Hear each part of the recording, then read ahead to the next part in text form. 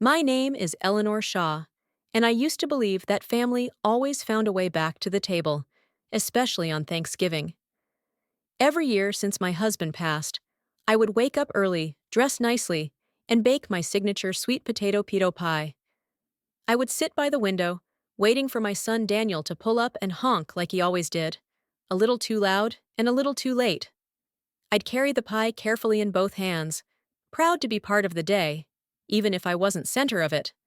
But this year, no one came. At first, I tried to rationalize it. Maybe Daniel was just running behind. Maybe Samantha, his wife, had mixed up the time. Maybe Lily, my granddaughter, had a school event, and they forgot to tell me.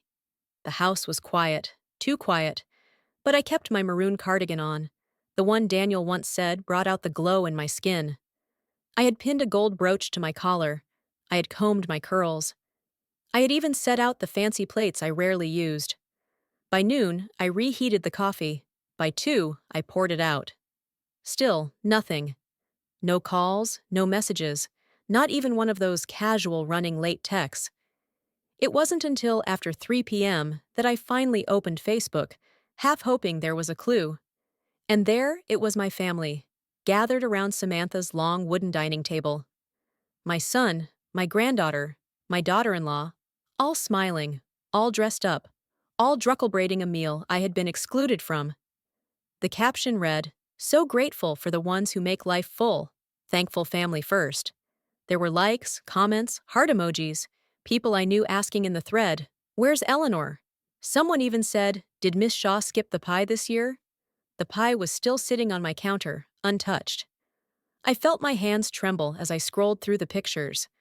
There was Lily with a glass of sparkling cider, Daniel carving the turkey, Samantha holding the same pie plate I had gifted her last Christmas, but with someone else's dessert on it. What hurt most wasn't that I was forgotten. It was realizing I was left out on purpose. There was no extra chair at the table, no sign they had expected me, no last-minute scramble to include me. They had planned this without me. And for the first time in my 76 years, I realized something that took the air out of my lungs. I was no longer seen as part of the family gathering. I was a tradition they had quietly retired. I closed the app, placed my phone face down, and looked out the window one last time. The street was quiet, the pie was cold, and I sat alone in a room that used to be filled with voices that now only lived in my memory. That was the moment something shifted inside me, not anger, not yet, but a clarity I had never allowed myself to feel. I didn't cry that night. Instead, I did what I've done all my life. I made the best of what was in front of me. I fixed myself a small plate from the leftovers in the fridge, some collard greens, a slice of baked ham, a spoonful of macaroni and cheese from the night before. I lit a candle and placed it on the table beside the untouched pie, more out of habit than hope. I bowed my head and whispered a quiet grace, not for the food, but for the strength not to let bitterness spoil it. The silence felt heavier with each hour that passed. I had been here before in this kind of silence. After my husband died, when Daniel was just a teenager and the bills came faster than the paychecks, when I took out a second job to cover his college applications, when Samantha's bakery needed seed money and I pawned the last bracelet my mother gave me, when Lily was in second grade and no one could pick her up from school, so I did every day for 2 years. But I never asked for recognition. I never asked for anything, really. I told myself that was love. That silence, that service, that sacrifice, that was what family meant. You show up, you hold steady, you keep giving, even when they stop noticing. I convinced myself they didn't mean to hurt me, that maybe it had slipped Daniel's mind, that Samantha was just overwhelmed, that Lily didn't realize I hadn't been invited. I rehearsed their excuses in my head so thoroughly that I almost believed them. But in the back of my mind, a voice I had silenced for decades began to rise. What if they didn't forget? What if they just didn't want me there? I didn't want to believe it. It felt too cruel, too cold, too calculated. But when I looked at those pictures again, when I saw the smiles, the place settings, the fullness of the table with no room left for me, I knew. This wasn't an oversight. It was a decision, and that realization burned hotter than any oven I'd ever turned on. Still, I didn't call. I didn't demand an explanation. I didn't send a guilt-laced text. That's never been my way. Instead, I sat at the kitchen table, the same one where Daniel learned to write his name, where we once played cards, where I had celebrated 28 Thanksgivings before. And I did the only thing I knew how to do. I made peace with the quiet. But this time, the quiet didn't feel like love. It felt like dismissal. And as I sat there, pie cooling in the background, candle flickering low, a truth settled in my bones. Maybe I wasn't being strong by staying silent all these years. Maybe I had just taught them that I could be left behind without consequence.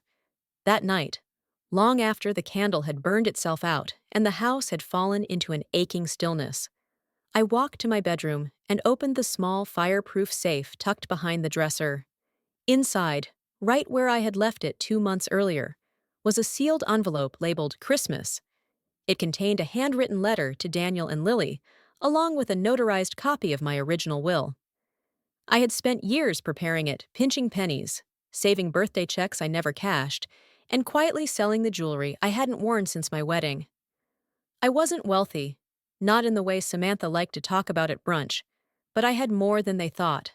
The house was fully paid off. My retirement account was stable.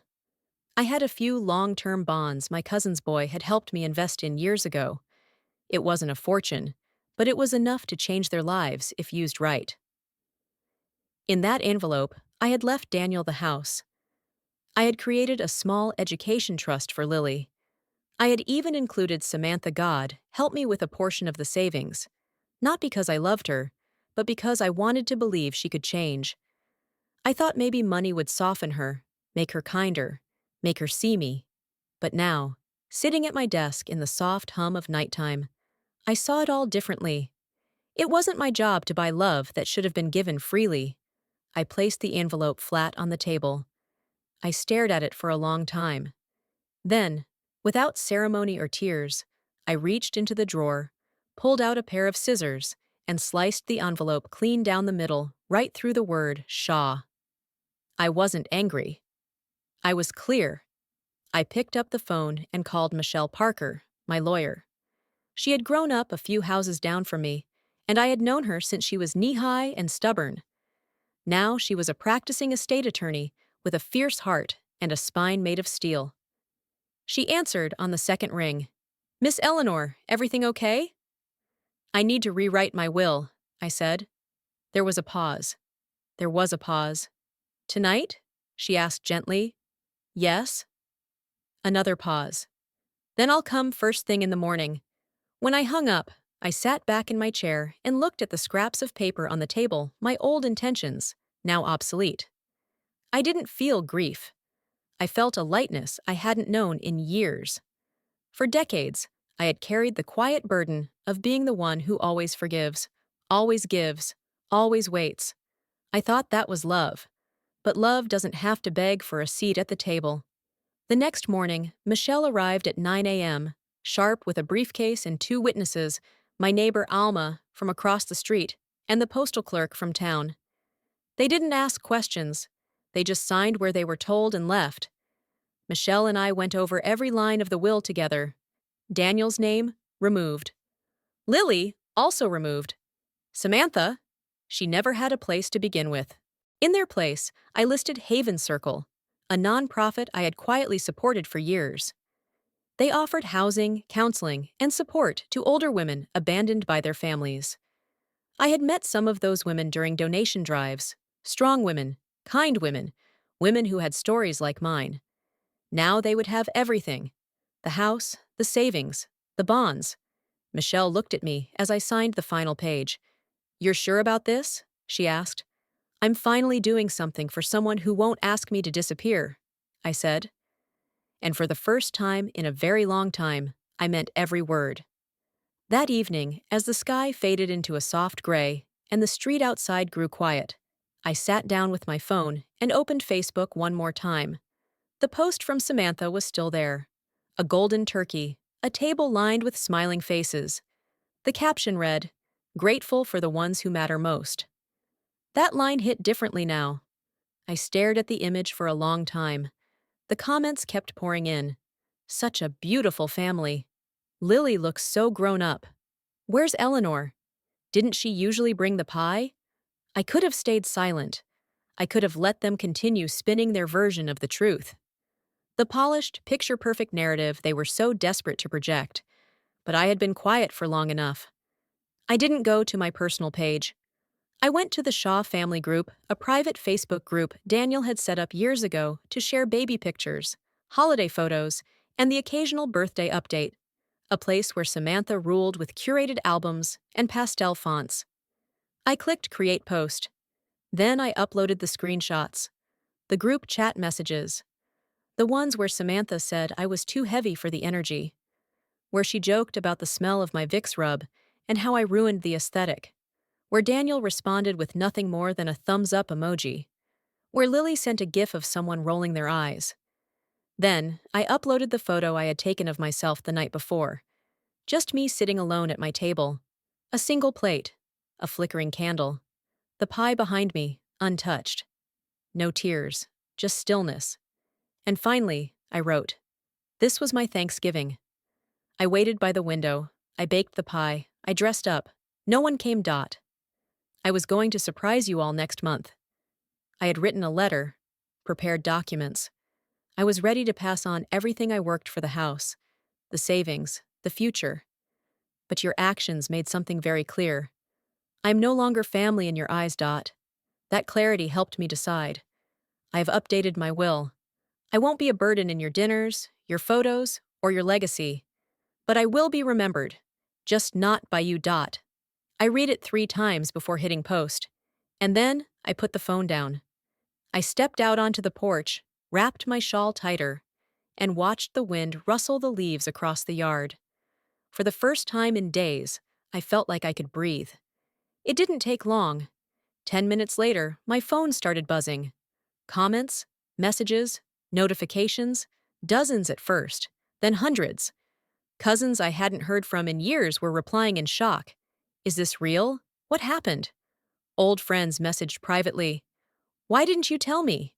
Someone outside the group had taken a screenshot of my post and shared it publicly. The caption read, "This is what happens when we forget the people who raised us." By the end of the night, the post had been shared over 1,000 times. Strangers were commenting. Women from other states, other countries. You spoke for all of us. This could have been my mother. My heart is broken reading this. Hashtags formed on their own. Forgotten on Thanksgiving. Elder shame. Remember Hernan. And in the center of it all was that photo, my quiet face at that lonely table. One candle, one plate, one truth. It had taken me 76 years to raise a family. It took one photo to finally be seen. The next morning, I woke up to a phone that wouldn't stop buzzing. It wasn't even 7 yet. The sun hadn't broken through the blinds, but my notifications had multiplied overnight.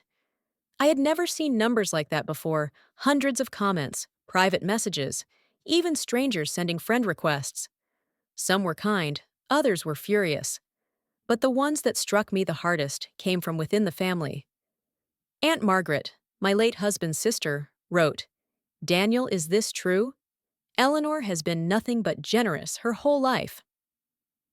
"I'm ashamed," Cousin Lisa commented. "I talked to Eleanor just last week. She was so excited for Thanksgiving. I feel sick reading this." And then finally, Daniel spoke. His comment was short. "This isn't how it looks. There's a lot going on. Can we talk privately?" I didn't reply. Because the truth wasn't private anymore. They had shared their version of Thanksgiving publicly, painting a picture of unity and love. I had simply shared mine, and the world could now see the difference. Daniel called twice that day. I let them both go to voicemail. On the 3rd ring, I answered, not because I missed him, but because I wanted to hear how far he'd fallen. His voice was quiet, strained. "Ma," he said, "what are you doing?" "Having lunch," I replied. He exhaled hard. "You know what I mean." I didn't respond. He continued, "Look, this got out of hand. People are talking. I've got coworkers asking questions. Samantha's crying. Lily won't come out of her room. You've made your point, okay? I kept my voice steady. No, I said. My point wasn't just for you. It was for everyone who thinks people like me won't speak. He was silent. So I gave him one more truth, one he hadn't earned, but one I needed him to hear. I was going to leave you everything, Daniel. The house, the savings. I had it all sealed in a letter. He stammered. Wait, what? I changed it, I said. The night I ate dinner, alone. More silence. You really gave it all away? Yes. He hung up. No goodbye. Just a quiet click, and the sound of something crumbling behind it. Later that afternoon, Lily sent a message. Not a meme, not a like, a full message. Grandma, I know I don't deserve forgiveness. I read the messages. I didn't speak up when I should have. I laughed when I shouldn't have. I stayed quiet thinking it would keep the peace. But silence is a choice, and I chose wrong. I'm sorry. I read it twice. It didn't undo anything, but it meant more than Daniel's excuses. Still, I didn't write back. Not because I was cruel, but because I had spent too many years being the one who always reached out, always softened first, always made room. Now I was making room for myself. And sometimes the most loving thing a woman can do is draw a boundary and hold it with silence, not spite, with peace, not pity. The following week, Michelle returned with a folder in hand. Inside were the finalized documents for the Shaw Legacy Trust. My signature had been notarized. My house, once meant for Daniel, was officially transferred to Haven Circle. The funds and bonds were secured under the nonprofit's name, set to support their housing program for elderly women left behind. You just built a future for women you'll never meet, Michelle said softly as she closed the folder. I didn't smile, I just nodded. Later that evening, I lit the red candle I had saved for Christmas. Not because it was a holiday, not because someone was coming, but because I wanted to. I brewed a cup of chamomile tea and sat quietly in my living room. Same furniture, same curtains, but everything felt different. The silence had changed. It was no longer the silence of being ignored. It was the peace of being in control. That night, I opened Facebook one last time. The Shaw family group was still there, but it had gone silent. No new posts, no baby pictures, no holiday cheer. My final post was still pinned at the top, still shared, still burning gently at the heart of a story they couldn't rewrite. I clicked Leave Group. It asked, "Are you sure?" Yes. I didn't need to watch them clean up their image. I didn't need to see them pretend to move on. Let them rebuild without me. The next morning, I walked to town with my scarf, wrapped tightly around my chin, and my heart lighter than it had been in 5 years. I passed the bakery where Samantha worked. I didn't slow down. I didn't glance through the window. I wasn't interested in watching people pretend. So instead, I stopped at Haven Circle and handed Carla, the director, the first official check from the trust. She hugged me tightly. "You're always welcome here," she whispered. And for the first time in a long time, I believed it. That day, I stopped believing that legacy had to mean blood, that what we built, what we saved, what we sacrificed, had to automatically go to those who shared our name. Legacy is not about inheritance. It's about impact. It's not about who shows up in the family photo. It's about who shows up when no one else does. Who calls when you've gone quiet. Who makes space for you without needing to be asked. These women at the shelter, they weren't my children. But they had lived my pain. They had sat at empty tables. They had waited for doors that never opened. And still they smiled. Still they reached for each other. They didn't want my pie, or my house, or my money. They just wanted to be seen. And that more than any bond or document was what made them feel like family. I had spent 76 years giving to people who only knew how to take. Now, for the first time, I was giving to those who knew how to receive with dignity and gratitude and quiet strength. And in that, I had found something better than reconciliation. I had found peace. A few days later, I received a message from Samantha. Just one sentence. "We should have done better." I'm sorry, no punctuation, no warmth, just a flat row of words that sounded more like an obligation than remorse. I read it twice. Then I closed the app. 2 days after that, Lily tried again. Grandma, I know I can't undo what happened, but can I come see you? Just for a minute. Just for tea. That one I sat with for a while. I even drafted a response. But I never sent it. Because sometimes silence is the clearest boundary a woman can draw. And I had spent far too many years drawing soft lines in the sand lines they crossed like they were never there. Instead, I pulled out a stack of thank you letters the shelter had mailed me. 11 of them, all handwritten. Women I had never met. Stories I hadn't lived. But pain I understood. One wrote, "You gave me a roof when my daughter said I was too expensive to care for." Another, "This is my first Christmas in 10 years where I feel safe." And one, simple and trembling, "You reminded me I'm not trash." I folded the letters carefully and placed them in a wooden box beside my old Bible and the recipe cards I'd collected for decades, things worth keeping. That night, I lit one last candle. Gold this time.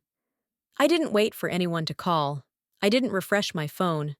I didn't wonder what Samantha or Daniel or Lily were doing. I already knew. They were looking backward. And I was finally beautifully done doing the same. Christmas came and went. I spent it half in circle, just like I said I would. We had a small tree, mismatched ornaments, carols playing softly through a borrowed speaker, and a dinner that warmed every corner of that building. There was no performance, no forced smiles, just women who knew what it meant to lose and still dared to hope again. I brought my pie.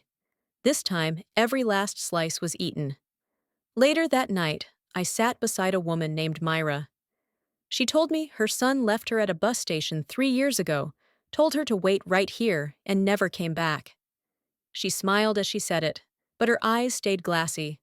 "I'm sorry," I said. "I'm not," she whispered. "If he hadn't, I wouldn't have found these women." We raised our teacups in a quiet toast. "To beginnings," I said. "To peace," she replied. When I got home, I looked around my living room. Same walls, same light fixture, same couch.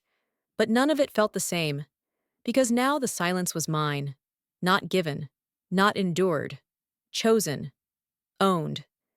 And in that silence, I finally heard what had been missing all along. Not forgiveness, not permission, but freedom.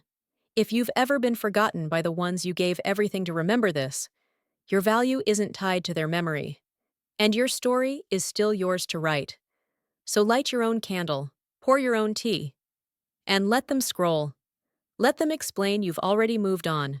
And the best part is, they don't get to follow.